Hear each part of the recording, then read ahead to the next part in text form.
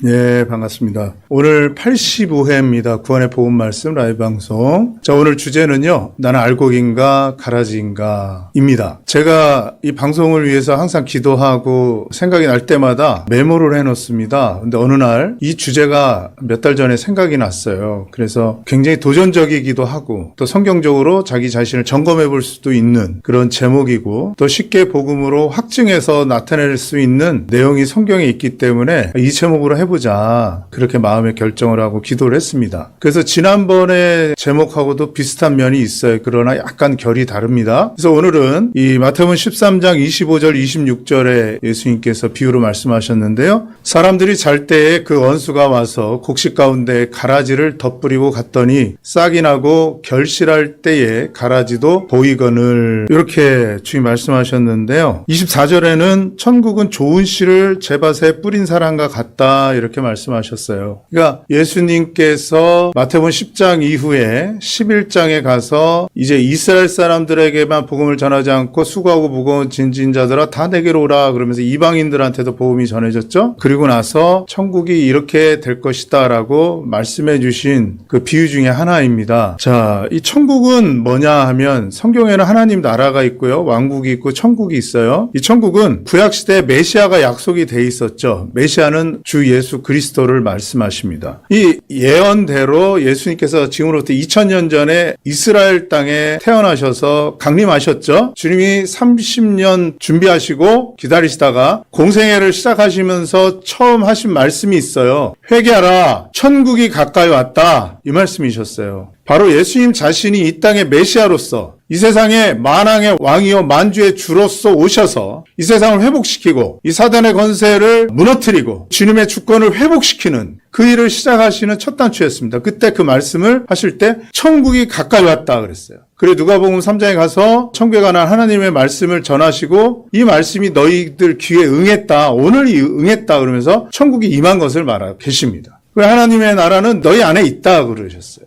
천국은 뭐냐면 예수님께서 이 땅에서 천국을 회복시키려고 오셨는데 이스라엘에게, 자기 백성에게 거절당하시죠. 그리고 십자가에서 죽으시죠. 그리고 장사되고 부활하신 다음에 승천하세요. 그리고 이스라엘이 아닌 새로운 하나님을 섬기는 자들이 나타났는데 그게 교회죠. 이 교회는 에클레시아, 거듭난 사람들의 모임입니다. 그래서 예수님의 피로 죄사함을 얻고 하나님의 자녀로 거듭난 적이 있는 사람들이 모인 것을 교회라고 하는데, 그래서 이 교회가 하나님이신 예수 그리스도를 머리로 하고 이 땅에 몸으로서 지금 존재하고 있죠. 그래서 이스라엘이 아닌 우리 교회가 하나님의 영광을 드러내고 있고 복음을 전하는 사신이 되어 있습니다. 그래서 예수님이 천국은 좋은 씨를 제밭에 뿌린 사람과 같다 그러면서 가라지를 말씀하신 이유는 천국, 다시 말해서 이 지상에 남아있는 교회에 이런 일이 일어날 것이다, 그것을 말씀해 주시는 거예요. 그러니까 지금 우리가 살펴보는 이 천국은 죽어서 사후의 세계에 가는 그 천국을 말하는 것이 아니라 이 땅에서 교회 시대에 생길 수 있는 이러한 일들을 주님이 경고 메시지로 예언적으로 주의를 주기 위해서 하신 말씀이에요. 그래서 우리는 이것을 보면서 이 땅에 주님의 통치가 이루어지고 있는 이 교회에 이런 모습들이 일어날 수 있구나라는 것을 교훈받고 경계 삼아서 우리가 지혜롭게 교회를 이루고 천국을 이루고 복음을 전하는 사람들이 돼야 된다는 것입니다. 자, 근데 중요한 것은요, 우리가 지금 살펴봤듯이 사람들이 잘 때 그 원수가 와서 곡식 가운데 가라지를 뿌린다는 거예요. 곡식 가운데 가라지를 뿌려요. 가라지는 뭐예요? 모양은 비슷합니다. 거의 같아요. 근데 생명이 없어요. 알맹이가 없어요. 근데 그게 사람들 가운데, 다시 말해서 교회 안에 사람들이 졸 때에 뿌려진다는 거예요. 잘 때. 경계가 무너져 있을 때. 근데 누가 뿌리냐? 원수가, 마귀가 와서 우리들 안에 곡식 가운데에 가라지를 더 뿌린다는 거예요. 제가 농사는 안 져봤지만 농사 일을 도우러 많이 다녀봤습니다. 농부 되시는 제 아는 분이 저한테 그러더라고요. 저기 가라지가 있는데 찾아봐 그러더라고요. 나는 아무리 봐도 모르겠어요. 근데 이 농부이신 분은 딱 집어서 보여주시더라고요. 근데 저는 구분이 안 돼요. 전혀 구분이 안 돼요. 근데 나중에 26절에 나와 있듯이 결실할 때 분명하게 구분이 져진다는 거예요. 구별이 된다는 거예요. 그래서 어떻게 알죠? 그러니까 알곡은 다 이렇게 서 있다가 가라지도 서 있고 곡식도 서 있는데 알곡도 서 있는데 결실할 때 알맹이가 맺힐 때에 알곡은 안에 생명이 생기면서 고개를 숙인대요. 근데 가라지는 생명이 없어서 뻣뻣하게 들고 있대요. 교만하게. 그러니까 우리가 그런 말 하죠. 익은 벼는 고개를 숙인다. 그래서 안다는 거예요. 그래서 결실할 때에 가라지는 딱 드러난다라는 거예요. 그러니까 우리 안에 생명이 없는 사람들이 모양은 똑같은데 겉으로 볼 땐 구별이 없는데 딱 드러나는 거예요. 어떻게 드러나냐? 빳빳합니다. 교만합니다. 정말 생명이 있는, 하늘 생명이 있는 성도들은요, 겸손해요. 이 결론부터 말씀드리는 거예요. 너희가 그 은혜를 인하여 믿음으로 말미암아 구원을 얻었나니, 하나님의 자녀가 되었나니, 은혜를 인해서 내가 사랑받을 자격이 없는 자인데 그 은혜를 인해서 믿음으로 말미암아 구원을 받았구나. 내가 아무리 봐도 나는 하나님 앞에서 사랑받을 자격이 없는데 내가 하나님의 자녀가 됐네? 구원을 받고 죄사함을 받고 아무리 생각해봐도 죽을 때까지, 숨을 거둘 때까지 자기 자신을 들여다봐도 자기는 하나님 앞에 사랑받을 자격이 없는데 내가 어떻게 하나님의 자녀가 되고 이렇게 죄사함을 받고 영원한 지옥의 형벌에서 심판을 면할 수 있을까? 아무리 생각해봐도 답이 없는데 이 일이 내가 이루어진 것을 보면서 내 안에 하나님의 자녀의 생명이 있는 걸 보면서 자랑할 게 없구나. 왜 자랑할 것이 없어요? 이것이 너에게서 난 것이 아니요, 하나님의 선물이기 때문에. 그래서 성도들은요, 구원받은 성도들은 가면 갈수록 겸손해집니다. 근데 이 쭉정이, 가라지, 독보리는요, 가면 갈수록 겸손해지지 않고 가면 갈수록 교만해지고 인정받으려고 하고 자기를 자랑하려고 합니다. 이게 특징이에요. 근데 예수님이 그러시죠? 뽑지 말라고 그래요. 왜 그런지 아세요? 가라지의 특징은요, 그 뿌리를 알곡의 뿌리에 감아서 자리를 잡습니다. 가라지를 뽑아버리면 그 뿌리가 뽑히면서 알곡을 뽑아버리는 거예요. 그래서 예수님이 뽑지 말고 놔둬라 그런 거예요. 기가 막히죠. 교회 문제를 일으키고요. 그런 사람들을 대부분 성경에도 있잖아요. 사단에게 내어준다 그랬죠. 구원 안 받은 경우가 대다수예요. 대다수. 물론 구원받은 사람들도 교회 문제를 일으킬 수는 있어요. 은혜로 구원받기 때문에. 그냥 내버려 두는 거예요. 왜? 그 사람 뽑으려다 보면 교회가 다 망가지는 거예요. 그래서 놔둬라. 마지막 때에 알 수 있다. 여러분, 정말 이게 오늘날 이 교회 시대에 일어날 수 있는 문제예요. 그러니까 우리가 현실을 이 하나님 말씀에 입각해서 생각해 봐야 돼요. 내가 가라지가 아닌지 생각해 봐야 돼요. 첫 번째는. 두 번째는 계속해서 이 은혜의 복음이 증거되지 않고 하나님 말씀이 먹히지 않는 그런 누군가가 있다면 그게 내 자신이 될 수도 있어요. 그러면 내가 혹시 그가 가라지가 아닌가? 내 안에 예수 그리스도께서 있는가 시험해보고 확증을 해봐야 되는 거예요. 자, 이런 말을 전도할 때 많이 합니다. 짝퉁 아시죠? 짝퉁. 짝퉁 좋아하면 안 돼요. 짝퉁. 짝퉁이 뭐예요? 명품을 비슷하게 만든 거죠? 짝퉁이. 짝퉁 다와야 짝퉁입니까? 아니면 짝퉁이 진품 같아야 짝퉁입니까? 짝퉁이 짝퉁 같으면 누가 사가요? 안 사갑니다. 짝퉁이라도 진품 같아야 사람들이 사가요. 요즘에는요, 서대문 반대편에 있는 문이 있어요. 거기 그 시장에 가면, 야시장에 가면 이 짝퉁들을 많이 팔아요. 근데 진짜 같은 짝퉁이 있어요. 구분이 안 간대. 그걸 뭐라 부른지 아세요? 스페셜 A. 어떤 분이 나 이 시계 1,000,000원이야. 그러더라고서. 와, 그렇게 비싼 시계가 있어요. 근데 짝퉁이래. 짝퉁이 1,000,000원이래. 내가 기가 막혀가지고 요즘 이런 시대에 살고 있어요, 우리가. 이 교회에도 그런 짝퉁들이 있을 수 있다는 거예요, 가짜가. 아직까지 교회 발 하나만 이렇게 담가두고 언제든지 뺄 준비를 하고 계신 분들 있죠? 저 김장로 때문에 나 교회 못 다니겠어. 저 김집사 저 진절머리나. 저 이중인격자야. 그러면서 교회 안 나가려고 하시는 분들 계실 거예요. 여러분께 부탁드립니다. 예수님께서도 이 가라지 비유를 하시면서 이 교회 안에 가짜 같은 가짜들이 있을 거라 경계하신 걸 보면 교회 김장로가 저렇게 우리를 실망시키는데 어떻게 교회 나가? 이런 말씀 하시지 마시라는 거예요. 그가 가짜일 수 있어요. 예수님이 그렇게 우리에게 경계하라고 이 말씀을 주신 거예요. 그러니까 김장로 때문에 안 믿겠어.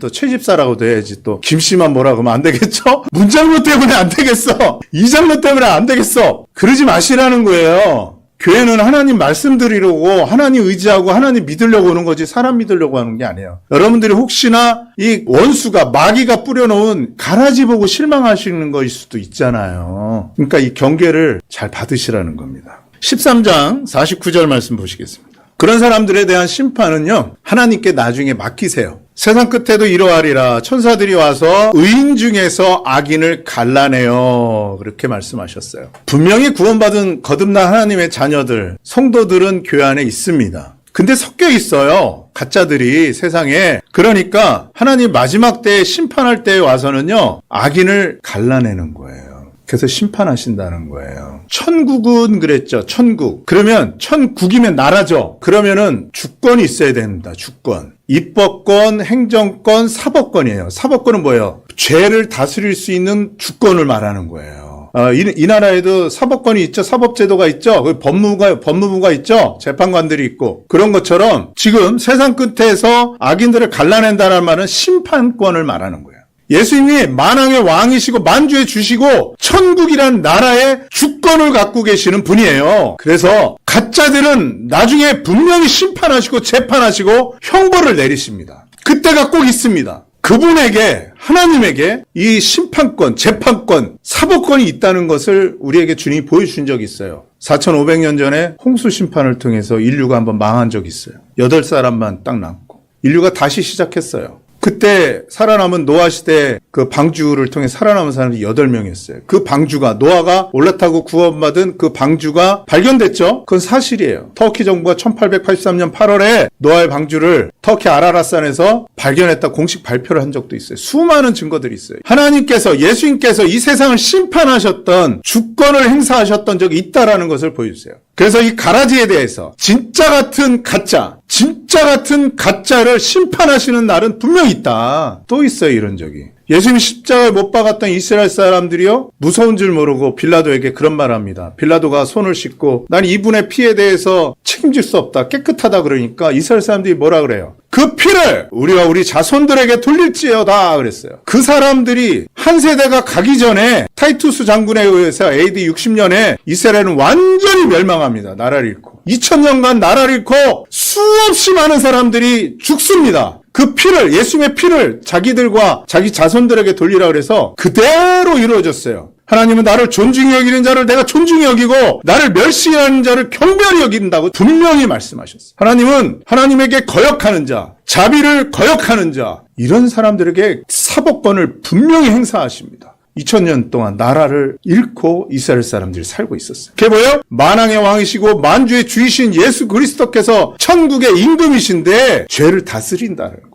분명히 교회 안에 지금도 가짜가 있어요. 사람들을 구원받지 못하게 하고 실족하게 할 수 있습니다. 그 일을 보고 판단하지 마시고 놔두라는 거예요. 여러분들의 신앙, 여러분들의 구원의 문제를 잘 점검하시고 구원받으시라는 거예요. 김장로 때문에, 이장로 때문에 나 교회 다니기 싫어, 이 복음 안 들을래, 그런 말씀 하시지 마시라는 거예요. 그 심판의 날은 곧 옵니다. 이 세상 사람들도, 믿지 않는 사람들도 다 그 말을 하고 있어요. 지금 세상이 곧 종말이 올 것이다 라고 말하고 있어요. 너무 악합니다. 고린도후서 13장 5절 말씀 보시겠습니다. 너희가 믿음에 있는가 너희 자신을 시험하고 너희 자신을 확증하라. 예수 그리스도께서 너희 안에 계신 줄을 너희가 스스로 알지 못하느냐. 그렇지 않으면 너희가 버리운 자니라. 여러분, 제가 가라지인지 아닌지 점검해 보시라고 제목을 정했잖아요. 바울도 똑같습니다. 제가 여러분들 겁주려고 하는 게 아니에요. 그 위대한 사도 바울도요, 고린도 교회 성도들을 향해서 또 우리들을 향해서 똑같이 말씀하세요. 너희들이 혹시 예수 그리스도가 없지 않냐? 문제가 많잖아요, 고린도 교회에. 오늘날도 교회에 얼마나 많은 문제가 있어요. 사람들끼리 다투고 고소하고 전쟁하고, 그죠? 그러니까 너희 자신을 시험하고 확증하라는 거예요. 뭘 확증하라냐? 예수 그리스도께서 너희 안에 계시냐? 이 예수님이 정말 내 안에 주님으로 계시냐? 구주로 계시냐? 예수님의 그 피가, 그 보혈이 여러분들 양심에, 여러분들의 마음에 그분의 피로 말미암아 내가 죄사함을 받고 영원한 속죄를 받았고 결코 정죄함이 없게 되었습니다라는 피 뿌린 적이 있냐? 그래서 죄에 대해서 얘기할 때마다 예수님 때문에 내가 죄사함을 받고 예수님 때문에 죄를 이길 수 있습니다라는 그런 고백을 할 수 있냐?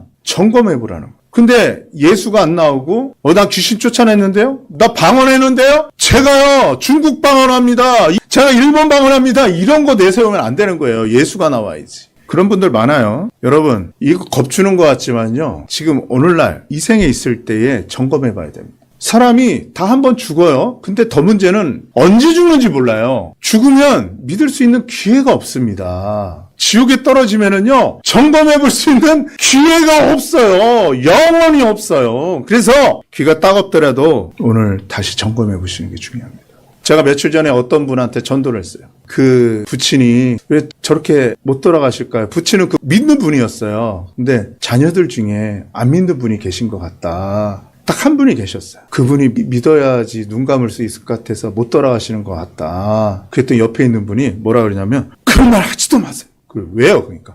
들으면 굉장히 기분 나쁘거든요? 그러는 거예요. 그래서 제가 기분 나빠도 어때요? 구원 안 받고 있다가 지옥 가면 어떻게 해요? 지금이라도 점검해봐야죠. 진짜 구원받은 사람은요, 정말 영생을 얻은 사람은요, 이런 얘기해주면 좋아해요. 당신도 구원받았어요? 당신도 진짜 하나님 자녀예요? 내가 예수님 때문에 이렇게 됐는데요? 반가워해요. 이상한 일이 아닙니다, 여러분. 아시겠습니까? 그러니까 꼭 여러분들 이 영생에 대해서 점검해보는 그런 시간이 되셔야 돼요. 자, 질문 드리겠습니다. 가라지가 뿌려진 현 시대의 모습은 어떨까 생각해 보겠습니다. 아까도 말씀드렸지만은 좀 자세하게 생각해 보면은 진짜 가라지를 사단이 열심히 일하잖아요. 그러면 많은 사람들이 이 교회 2000년 교회사 중에 가라지로 있었을 거예요. 그걸 오늘 좀 살펴보기를 원합니다. 여러분, 제가요, 교리문답에 대해서 여러 번 제가 말씀을 드린 적이 있어요. 저도 그렇게 해서 교회를 다닌 적도 있습니다. 교리문답은 말 그대로 문답이에요. 지식을 쌓는 거예요. 이런 걸로 인해서 통과하면요, 세례를 주고 이런 것들은 정말 구원의 경험, 거듭난 경험이 있는지 의심스러운 경우에 제 자신을 봐도 그렇고. 제가 예전에 이 방송하면서요, 어떤 목사 사모님한테 연락을 받았어요. 이분이 뭐라고 하시냐면, 제가요, 우리 남편이 목회를 해서 교회에 나오시는 우리 성도님들, 교인들한테 복음을 전하려고 했어요. 복음을 좀 아세요? 그러니까. 제가 대학교 다닐 때 CCC 했거든요. 그러면서 사역리 가지고 열심히 하고 교리문답 많이 했거든요. 근데 자기 교인들한테 전도를 하려고 복음을 전하려고 보니까 자기가 구원을 안 받았다는 걸 발견했대요. 저 이런 분들 많이 봅니다. 부모님한테 전도하려고 그랬는데 자기가 구원 안 받았다는 거 확인하는 분들 많아요. 이런 식으로 점검이 돼요. 자기가 깜짝 놀랐다는 거예요. 그렇게 캠퍼스 전도 많이 하고 사역리 가지고 하고 영접기도 그렇게 많이 하고 교리문답 그렇게 했는데 자기가 사모까지 됐는데 구원에 확신이 없다라는 거예요. 이게 뭐예요? 가짜를 양산해내는 거예요. 교리문답 그럴듯해 보이잖아요. 그것을 제가 완전히 그게 무익하다 그렇게 비난하는 건 아니에요. 경우에 따라서 케이스 바이 케이스 필요할 때도 있어요. 그러나 그것을 통과하면 바로 구원이다 이렇게 말할 수는 없다. 이런 말씀입니다. 자, 그래서 우리는 말씀을 가지고 이제 가라지가 어떠한 모습을 갖고 있는지, 알곡은 어떠한 모습을 갖는지 좀 살펴보려고 합니다. 그래서 여러분들에게 부탁드리는 거는요, 이제부터 찾아보는 말씀들을 통해서 여러분들이 이게 가라지의 모습이구나, 내 안에 그런 모습이 있다면 얼른 버려야 되겠죠? 그거 붙들고 살면 영원히 알곡이 될 수 없는 거예요. 주님 곁에 있었는데 생명이 없는 자예요. 그런 사람들 많습니다. 그러니까 이 모습들을, 말씀 안에 있어서 이런 모습들을 찾아보면서 가라지의 모습을 버리고 알곡의 모습은 어땠는지를 말씀을 통해서 우리가 경험하고 내 것이 되는, 생명을 얻는, 죄사함을 얻고 구원을 얻는 그런 시간이 되셨으면 좋겠습니다. 자, 마태복음 7장 21절 23절 말씀 보시겠습니다. 나더러 주여 주여 하는 자마다 천국에 들어갈 것이 아니요 다만 하늘에 계신 내 아버지의 뜻대로 행하는 자라야 들어가리라. 그날에 많은 사람들이 나더러 이르되 주여 주여 우리가 주의 이름으로 선지자 노릇하며 주의 이름으로 귀신을 쫓아내며 주의 이름으로 많은 권능을 행하지 아니하였나이까 하리니 그때 내가 그들에게 밝히 말하되 내가 너희를 도무지 알지 못하니 불법을 행하는 자들아 내게서 떠나가라 하리라. 이렇게 말씀하셨어요. 이것은 아무리 강조해도 지나치지 않는 말씀이에요. 제가 예전에 이거는 신학대학교 교수님을 만나서 복음을 교수님한테 전해달라 그래서 제가 복음을 전했어요. 교수님한테. 신학 박사님한테도 제가 전한 적도 있고요. 그래서 오해하고 계셔서 제가 풀어드린 적이 있습니다. 이 사람들의 특징이 뭐예요? 주님의 이름을 불렀고요. 교회에서 사역을 하는 사람들이었어요. 사역자 중에서도 뛰어난 사역자들이었어요. 사역자라고 하면 뭐예요? 오늘날 목회자들이죠? 사자 들어갈 목사죠? 귀신 아무나 쫓아내는 거 아니에요? 근데 이분들이 교회 안에서 이런 활동을 했는데 예수님이 뭐라 그랬어요? 내가 너희들을 도무지 알지 못한다. 어떻게 정죄하셨어요? 불법을 행한다 그랬어요. 불법. 검찰의 공소권이 제기된 거예요, 지금. 너네 가짜야! 너네 가짜라니까! 어디서 흉내내고 사기치고 있어. 이 말이에요. 사기죄 무섭죠? 무서운 거예요. 이 사람들이 가짜였어요, 가짜. 근데 보세요. 말씀을 가르치려면요, 말을 잘해야 돼요. 또 성경을 잘 연구해서 자기가 먼저 이해를 해야 되겠죠? 그 다음에 잘 설명을 해야 되겠죠? 놀라운 건요, 이런 재능이 있는데 구원을 안 받은 거예요. 하나님과의 관계가 없었던 거예요. 놀랍지 않습니까? 대표 기도하면서 축복 기도해주면서 목회자라는 이름 들으면서 목사라는 말로 존경받으면서 선생이란 말로 존경받으면서 말씀을 일반 사람들보다 훨씬 잘 알고 해석하면서 하나님의 관계가 없었다는 거예요. 놀랍지 않습니까? 놀라운 일이에요. 아까 뭐라 했어요? 짝퉁이? 진짜 같아요. 짝퉁인 거예요. 이 사람들이에요. 이 사람들 지금. 이 사람들의 재능은 엄청났어요. 성령이 임한 적이 없어요. 근데 이렇게 뛰어난 재능이 있었어요. 교회 안에서 그것도. 참 재밌는 건요. 어떤 교단에서는요. 구원받은 증거가 방언하는 거래요. 이거 굉장히 귀신적인 거예요. 위험한 거예요. 제가 예전 방송에서 이 말씀 드렸어요. 어느 교단인지 대충 말씀드렸어요. 물론 구원을 받으면 성령의 은사를 통해서 역사하고 나타나는 건 있어요. 그러나 이 사람들을 볼 때 교회 안에서 뛰어난 재능을 가지고 역사를 하고 사람들을 이끌고 지도자가 되었을지라도 하나님과 관계없는 사람들일 수 있다. 그런 사람들이 넘친다. 그것이 불법이었다. 그것이 성령의 은사로 둔갑해서 사람들이 헛개비로 보인다. 그런 거예요, 여러분. 그러니까 재능이 은사라고 볼 수 없는 거예요. 재능이. 하나님은 재능을 다 주세요, 모든 사람들한테. 근데 곧 그것이 성령의 은사라고 볼 수는 없는 거예요. 아시겠죠? 성령의 은사는 하나님과 이렇게 결합이 돼서 터치가 돼서 성령이 임재를 하신 구원의 경험이 있고 하나님의 자녀로 인침을 받은 적이 있는 사람들에게 나타나는 것입니다. 자, 그러니까 방언하고 귀신 쫓아내고 신유의 은사가 있다고 이게 다 구원 받은 사람이라고 우리가 확정 지을 수 없다. 가짜일 수 있다. 아시겠죠? 근데 그 사람들의 특징이 뭐예요? 예수님이 없어요. 주여 찾았는데 예수님한테 내놓는 게 뭐였어요? 이 사람들이 예수님을 내놓은 적이 없어요. 예수님의 보혈을 내놓은 적이 없어요. 예수님이 하신 일을 의지했던 것을 내놓은 적이 없어요. 이 사람들은 자기의 재능, 자기의 탤런트, 자기의 의, 자기의 행위 이것을 내세웠어요. 예수님은 상관없는 거야, 이 사람들은. 이런 게 가짜예요. 가라지예요. 자, 그런데 2000년 교회사 중에 아주 유명한 사건이 있었죠. 이 사람을 보겠습니다. 마틴 루터입니다. 이 사람은 로마 카톨릭 교회에 있었어요. 로마 카톨릭 교회 선생으로서, 신부로서 이 사람은 열심히 배웠어요. 근데 면죄부를 팔고 성당 건축을 위해서 면죄부를 팔고 이런 것들을 보면서 이게 이럴 수 있을까 하면서 성경을 계속 본 거예요. 근데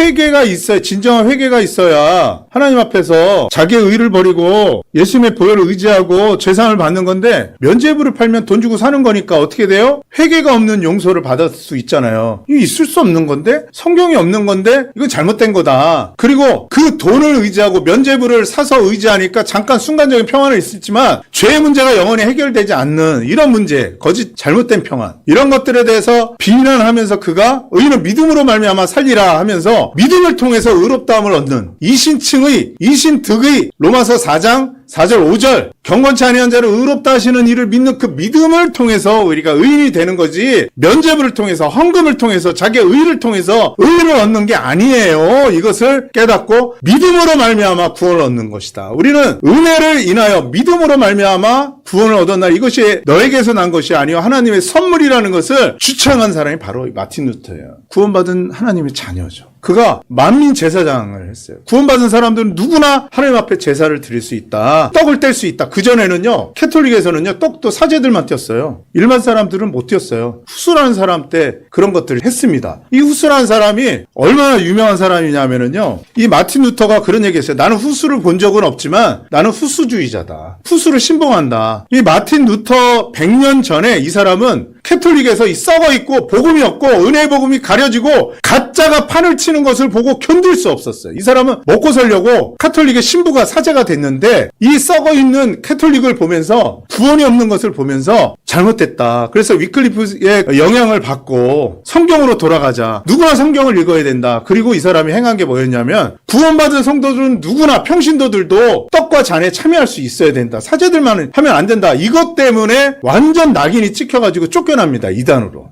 이 후스라는 사람이. 그래서 나중에 어떻게 되냐? 화형을 받아요. 이 사람은 복음을 외쳤어요. 믿음으로 구원을 받는다는 걸 외친 사람이에요. 그래서 그 영향을 받은 사람이 마틴 루터였습니다. 그래서 그가 화형당하고 마틴 루터가 죽음으로 쫓겨날 때도 항상 하는 얘기가 나는 후스주의자다. 이 후스가 얼마나 큰 영향을 끼쳤냐면요. 그가 죽고 나서 그의 제자들에 의해서 계속 복음이 확산됐는데 윌리엄 켈리는 인도에 갔죠. 윌리엄 켈리 선교사. 그가 인도에 가기 전 60년 전에 모라비안 교도들이 갔어요. 그 다음에 허슨 테일러가 중국에 가기 150년 전에 모라비안 교도들이 중국에 선교를 갑니다. 근데 그 모라비안 교도들이 누구냐 하면은 후스의 제자들에게 복음을 듣고 성경을 배우고 영향을 받은 사람들이에요. 진제도프 백자. 이게 이 후스의 제자들에게 영향을 받은 사람들입니다. 근데 이 모라비안 교도들이 또 누구에게 영향을 줍니까? 또 다음 인물인데요. 바로 요한 웨슬레에게 영향을 줘요. 마틴 루터, 요한 웨슬레, 그다음에 후스 이런 사람들은요. 교단에 속하지 않은 사람들이에요. 카톨릭에서 벗어나서 성경대로 우리는 돌아가자. 초대교회로 돌아가자. 이렇게 외쳤던 사람들입니다. 다시 말해서 317년 캐톨릭이 국교화되기 전에 이전부터 있었던 초대교회로 돌아가자. 신약교회 원리로 돌아가야 된다라고 외친 사람들이에요. 그 사람의 영향을 받아서 모라비안 교도들이 생기고 모라비안 교도들이 먼저 글랜드라든지 그다음에 인도라든지 그다음에 중국의 그 유명한 선교사들보다 먼저 복음을 전해요. 그리고 지금 보고 있는 요한 웨슬레도 똑같습니다.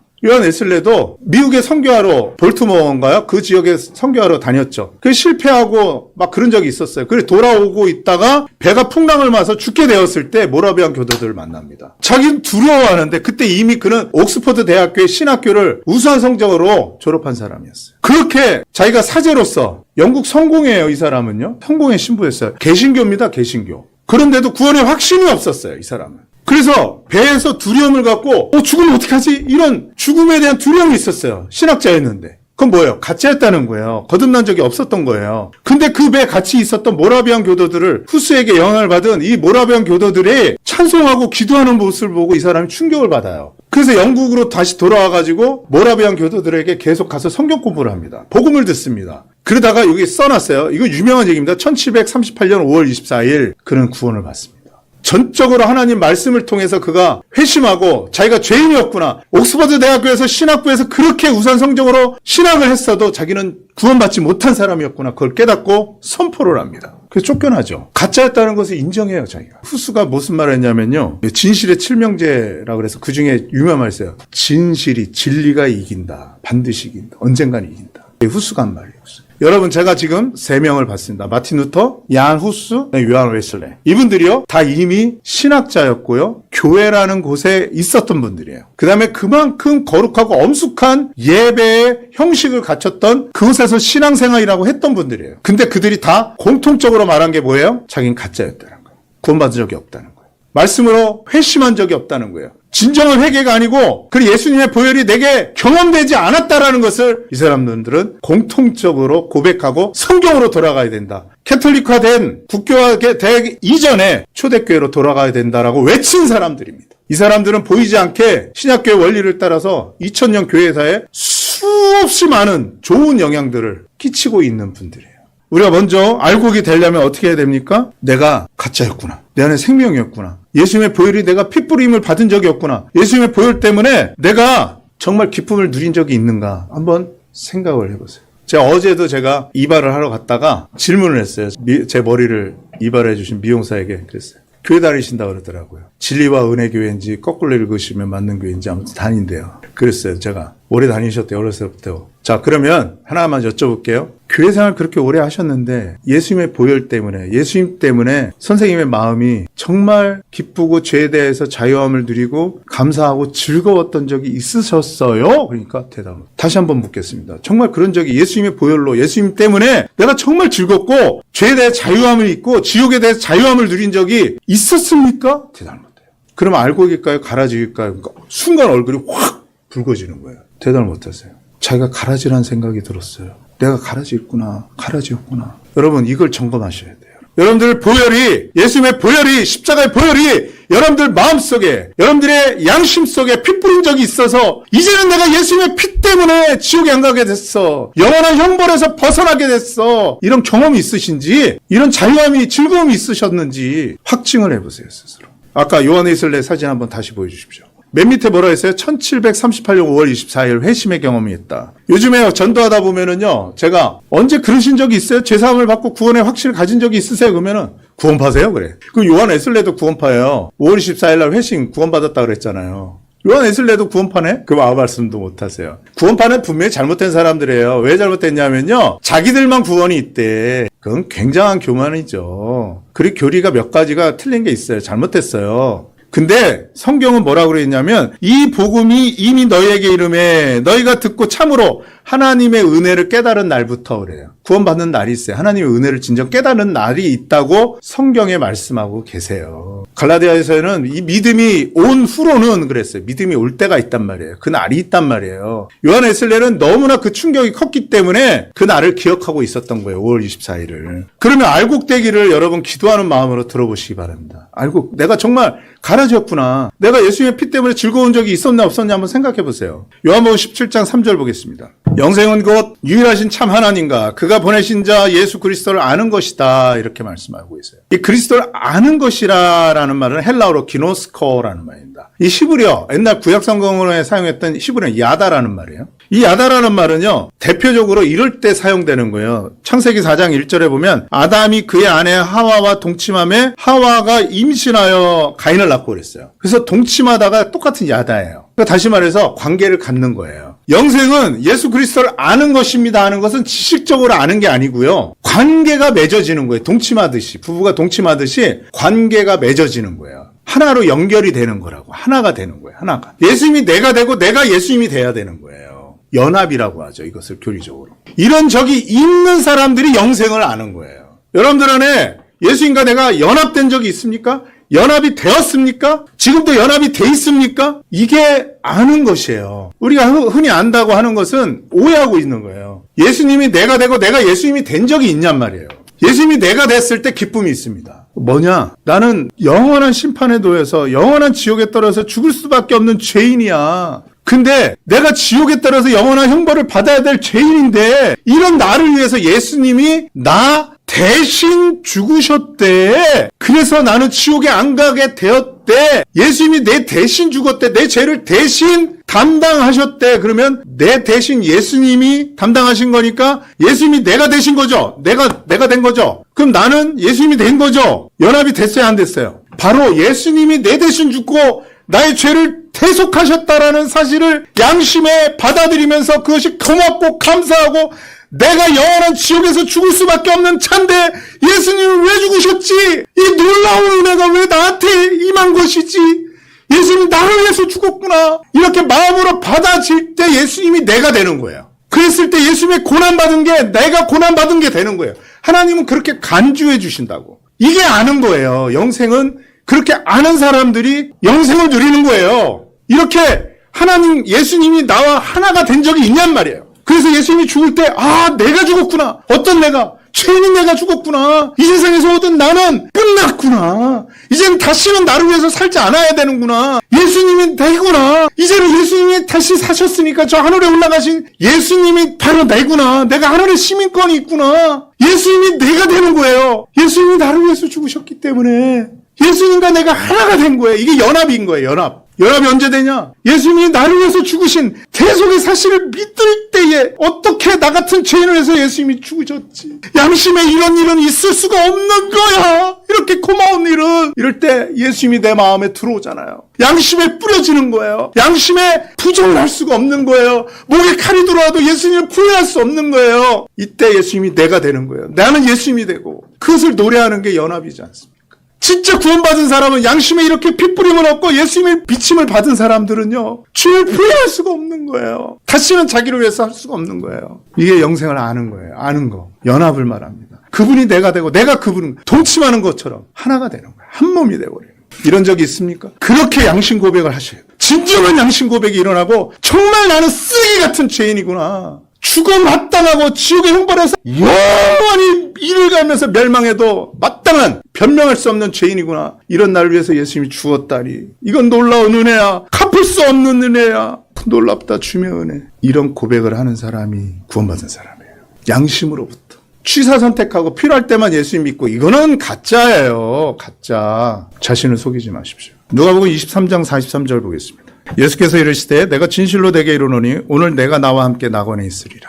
강도에게, 십자가에 매달린 강도에게 하신 말씀입니다. 강도는요, 평생 동안 강도짓 했어요. 이제 죽기 직전이에요. 근데 죄인의 신분에서 이제는 낙원에, 하나님의 나라에 들어갈 수 있는 신분으로 변화됐어요. 놀라운 일이죠. 그동안 어찌 살아왔던지 과거는 문제가 안 되는 거예요. 왜? 예수님이 그 죄를 담당하셨기 때문에요. 저번에 제가 83회 때 오늘 밤 세상과 이별해도 천국 갈 준비가 되셨나요? 했을 때 자세하게 이 강도 얘기는 다뤘습니다. 강도는요, 예수님이 자기하고 다른 전혀 죄와 상관없는 하나님이신 것을 그가 깨달았어요. 원수를 위해서 빌던 예수님을 보고. 그 다음에 예수님이 만왕의 왕이시고 만주의 주, 메시아라는 걸 깨달은 거예요. 주님의 정체를 깨달은 거예요. 그래서 뭐라 그러니까 당신의 나라를 임하실 때 나를 기억해달라. 의지하잖아요. 예수님의 능력에 의지하잖아요. 자기는 무능력하라는 걸 깨달은 거예요. 이때는. 그래서 예수님을 의지하는 믿음이 있었던 거예요. 자기 영혼을 의탁했죠. 그랬을 때 예수님이 뭐라고 했어요? 오늘 내가 나와 함께 낙원에 있겠다. 마틴 루터가 깨달았던 믿음으로 의인이 되는. 이 사람은 뭐예요? 예수님을 의지하는 순간적으로 예수님의 정체를 깨닫고 왕이시고 그분은 무고히 그가 행한 일은 옳지 않은 것이 없다라고 다른 강도에게 힐라라는 강도에게 말했죠. 신앙 고백을 했어요. 예수님이 죽는 건 자기 때문에 죽는 걸 깨달은 거예요. 죄 없이 죽는 걸 깨달은 거예요. 예수님이. 그랬을 때 그는 하나님 은혜를 인해서 믿음으로 하나님 나라에 들어갈 신분으로 확 변한 거예요. 믿음 때문에. 경건치 아니한 자를 의롭다 하시는 이를 믿는 그 믿음을 하나님은 의인으로 여겨주시는 거예요. 신분의 변화. 이게 알곡으로 변하는 순간입니다. 그 전까지 이 사람도 이스라엘 사람이고 쭉정이에요. 쭉정이. 가짜입니다. 가라지입니다. 베드로전서 1장 18절 19절 이 베드로에 대해서 잠깐 좀 보겠습니다. 너희가 알거니와 너희 조상들이 물려준 헛된 행실에서 대속함을 받은 것은 은이나 금같이 없어질 것으로 된 것이 아니요 오직 흠없고 점없는 어린 양 같은 그리스도의 보배로 피로 된 것이다 그랬어요. 베드로는요 우리가 잘 알다시피 제가 지옥에 떨어진 예수제자 겁쟁이 쫄보가 천국에 간다. 이거 두 가지로 가룟 유다하고 베드로를 다룬 적이 있습니다. 한번 보시면 또 자세하게 다뤄졌는데요. 이 베드로가요 예수님을 3번이나 부인하고요 예수님 부활하신 거 알고도 고기 잡으러 도망가 버렸어요. 제자들을 막 선동행을 했죠. 그 정도로 이 형편없는 믿음이에요. 큰 소리 뻥뻥 치다가. 그리고 그냥 엄청나게 자기 1등 되긴 좋아하는 사람이었죠. 내가 전투를 다 버리고 주님을 따랐는데 내가 얻을 게 무엇입니까? 막 그러면서 1등 되기를 좋아했던 사람이에요. 자, 이 인격이 아주 모난 사람이고 아주 참 다루기 힘든 사람이에요. 주도권력이 강하고. 그랬는데 그가 성품하고 그 변화되지 않은 성품이 있었죠. 변화는 금방금방 되는 게 아니잖아요. 베드로가 알곡인 것을 알 수 있어요. 그가 생명이 있었고 제사함을 받을 증거가 말씀에 나오는 거예요. 우리가 헛된 행실에서 대속이 뭐예요? 구속, 속죄를 말하죠. 받은 것은 은이나 금같이 없어질 거로 된 것이 아니다. 돈으로 된 게 아니라는 거야. 면죄부에도 돈 주고 사서 그렇게 되는 게 아니라는 거예요. 그게 뭐라 그랬습니까? 19절에 오직 흠없고 점없는 어린 양 같은 예수 그리스도의 보배로운 피로 된 것이다 그랬어요. 보배로운 피. 이 베드로는요 이런 사람이에요. 그러니까 두렵고 떨림으로 너희의 구원을 이루라 그랬죠. 그래서 요즘에 이 말씀에 걸려서 구원 받았냐 그러면 확신이 없어. 죽어봐야 알죠. 이런 분들 많아요. 딱 그 말씀에 걸려있는 사람이에요. 베드로는. 두렵고 떨림으로 구원을 이루지 못했잖아요. 3번이나 부인하고 도망가 버리고. 그죠? 두렵고 떨림으로 구원을 이룬 적이 없어요. 근데 그가 사도로 일하기 전에 이렇게 주님이 이제 승천하시기 전에 모습들을 보면 이 구원받은 사람인 것을 말씀해 주죠. 뭐라 그랬어요? 발을 씻어준다 그러니까 발만 말고 내 몸을 전체 목욕시켜 달라니까 주님 뭐라 그랬어요? 목욕한 자는 발밖에 씻을 필요 없다 그랬어요. 베드로에게 말했어요. 그럼 베드로는 뭐예요? 목욕한 자인 거예요. 다시 말해서 보혈로 죄를 완전히 씻고 거룩해진 적이 있던 사람이에요. 그렇게 성품이 행위가 불안정하고 그랬어도 그는 구원받은 사람이었어요. 뭐 때문에? 그리스도의 보배로운 피로 죄사함을 받고 거룩해진 적이 있는 사람이에요. 단번에 거룩함을 얻었노라 그랬죠. 히브리서 10장 10절. 베드로 같은 사람도요. 예수님이 목욕한 자다 이렇게 말했어요. 그 무슨 말이냐면요. 행위로 내가 롤러코스터를 타는 것 같은 변화물상한 행위로 우리가 구원받지 않는다는 거예요. 하나님 그렇게 인정하시지 않는 거예요. 그리스도의 보혈, 나의 대속을 해준, 나의 죄를 대신 속해 해주신 주님의 보혈을 의지하는 그 믿음을 보시고 구원받았다고 하시고 하나님 자녀가 되는 신분을 주시는 거예요. 또 하나 뭐라 그랬어요? 베드로가 왕 같은 제사장이라고 그랬죠. 나중에 또 보겠습니다. 베드로전서 2장 24절 말씀 보겠습니다. 친히 나무에 달려 그 몸으로 우리 죄를 담당하셨으니 그랬어요. 예수님께서 예수님께서 친히 나무에 달려. 이 나무는 뭐예요? 십자가죠. 그 몸으로 누구의 몸이죠? 예수님의 몸이에요. 누구의 죄를 담당하셨어요? 우리의 죄. 나의 죄가 주님 때문에 담당되어지고 주님과 나는 연합이 되어지고 주님이 나 때문에 죽으신 거야 라고 말씀하는 거죠. 그래서 뭐라 그래요? 우리로 죄에 대하여 죽고 그랬어요. 이제는 죄와 상관없는 자들이야. 다시 말해서 아까 뭐라 했어요? 천국 만왕의 왕이신 분이 사법권 있다 그랬죠? 사람이 죽었어요. 죄인이 죽었어요. 그러면 공소권이 있어요? 없어요? 없어요. 재판받을 일이 있어요? 없어요? 없어요. 죄 때문에 재판을 받을 일이 없는 거예요. 예수님의 보혈을 의지하는 사람들은. 그래서 완전히 구원을 영원토록 받는 거예요. 막 살아야 되냐? 그건 아니죠. 다른 문제입니다. 그래서 의에 대하여 살게 하셨다 그랬어요. 이제 우리가 의인이라는 거예요. 죄인이 아니고. 그거를 말하고 있는 것입니다. 신분의 변화인 거예요. 예수님께서 내 대신 죽었기 때문에 나는 죄에 대하여 죽고 공소권이 없어졌다. 재판받을 일이 없어졌어. 이 말이에요. 베드로전서 2장 9절 말씀 보시겠습니다. 알고 되는 순간이 하나님의 생명이 우리 안에 들어오는 순간을 말하는 거예요. 너희는 택하신 족속이요 왕 같은 제사장들이요 그랬어요. 구원받은 성도들이 다 제사장이에요. 캐톨릭에서 아까 말씀드렸죠. 야누스가 평신도들도 떡과잔을 나눠야 된다 그랬죠. 예수님도 그렇게 하시는 거예요. 그래서 구원받은 성도들은 만민 제사장 다 제사장들이에요. 우리가 다 하나님께 예배 드릴 수 있는 거예요. 예배를 구경하러 가는 게 아니에요. 교회는. 예배를 보러 가는 게 아니에요. 그래서 예배를 하나님께 드리러 가는 거예요. 우리는. 구원받은 성도들은요.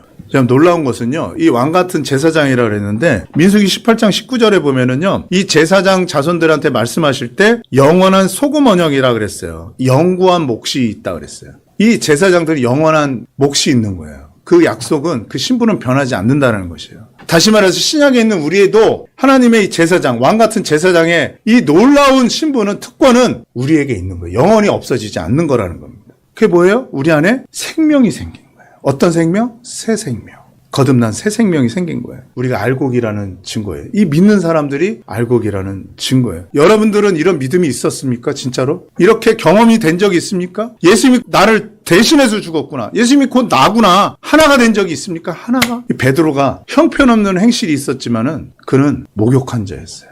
완전히 거룩해진 적이 있었던 사람이에요. 그래서 그는 왕 같은 제사장이고 하나님 자녀였던 거예요. 마지막으로 아까 찬양 들었던 그 속에 나오는 인물이 나옵니다. 의심 많은 도마. 요한복음 13장 10절에 보면 지금 읽어드린 대로 이미 목욕한 자는 발밖에 씻을 필요가 없다 그랬죠? 말씀을 하실 때 도마도 같이 있었어요. 그러니까 목욕을 한 자는 12제자 중에 11제자 됐고 딱 한 사람만 목욕하지 않은 자, 깨끗이 안 씻은 자가 한 명 있다 그랬죠. 다는 아니다. 너희가 다 깨끗하지만 다는 아니니라 주님 말씀하셨어요. 그게 누구예요? 가룟 유다였어요. 가룟 유다. 그러니까 도마는 깨끗해진 자였어요. 근데 도마의 인격을 잠깐 살펴보겠습니다. 요한복음 20장 25절에 보면은요. 예수님 부활하시고서 도마에게 말했어요. 제자들이 예수님 나타난 것을 보고 다른 제자들이 도마에게 이르되 우리가 주를 보았노라 하니 도마가 뭐라 그러냐면 다른 사도들 제자들이 하는 말을 듣고 뭐라 하냐면 도마가 이르되 내가 그의 손에 못자국을 보며 내 손가락을 그 못자국에 넣으며 내 손을 그 옆구리에 넣어보지 않고는 믿지 않겠노라 그랬어요. 12명 중에 한 명은 이제 갔어. 그럼 11명 중에 10명이 야 우리가 주님을 다 봤어. 부활하셨어 주님. 그러면 여러분들 같으면 어떻게 하시겠어요? 여러분들 인격은 어떻게 하시겠어요? 아 그래? 그러지 않겠어요? 그러지 않겠어요? 그러시죠. 근데 도마는 얼마나 이 모질고 인색했냐면 내가 손가락을 넣어봐야 믿을 거야. 믿지를 않았어요. 사람들 말을. 의심이 많은 거예요. 그리고 나중에 주님이 다시 나타났을 때 그가 믿고 회개하죠. 잘못한 것을. 이런 연약이 있었는데도 너희가 다 목욕했다고 했을 때 도마가 있었어요. 그러니까 한번 구원받으면요. 연약한 행동이 있어도 우리의 죄의 몸 때문에 연약한 행동이 있어도 신분이 변화돼서 구원이 날아가고 그러지 않는다라는 걸 말씀드린 거예요. 생명이 있는 게 그렇게 중요한 거예요. 알곡에 생명이 차면 빠집니까? 빠져나갑니까? 안 빠져나가요. 빠져나가는 일은 없는 거예요. 원래부터 생명이 없는 게 가라지예요. 생명이 일단 들어가면 빠져나가질 않아요. 이게 하나님이 만들어 놓으신 이치예요. 그것을 보여주는 증거가 도마와 베드로예요. 한번 깨끗해지니까 연약이 여러 번 있었어도 그들의 생명이 없어지지 않았다는 것을 제가 보여드린 거예요. 이게 알곡이에요. 알곡. 실수는 있을 수 있어요. 근데 그때마다 예수님의 보혈로 씻음을 받는 거지. 우리 양심의 핏뿌림을 받았기 때문에.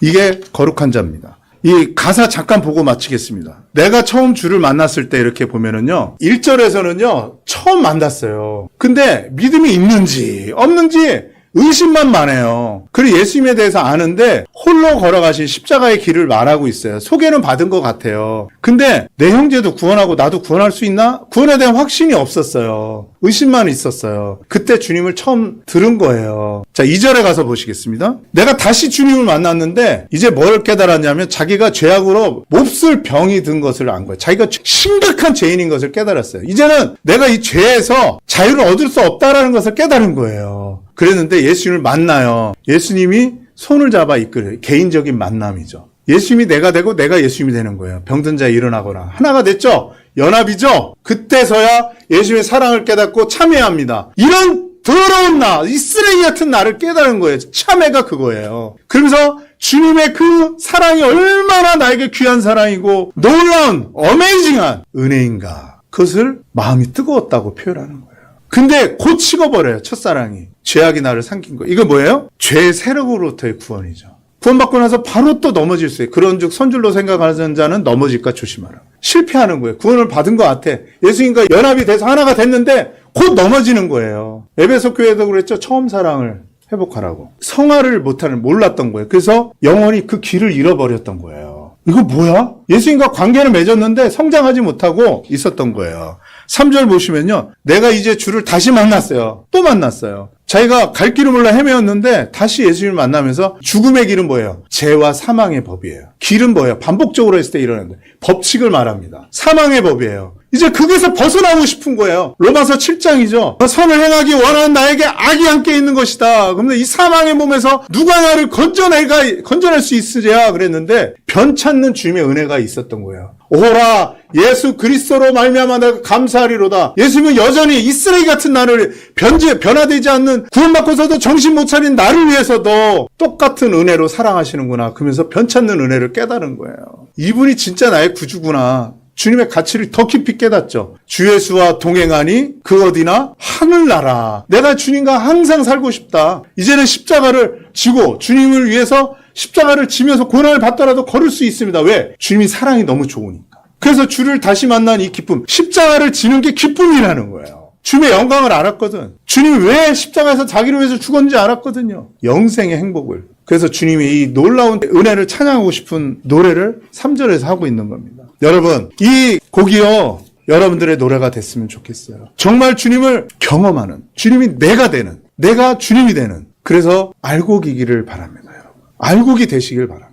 정말 냉정하게 나에게 가라지의 모습이 있다면 그것을 버리고 이제 알곡으로 주님과 연합된, 주님을 진짜 기누스코하는 연합된 그러한 여러분들이 되시기를 바랍니다. 기도하겠습니다.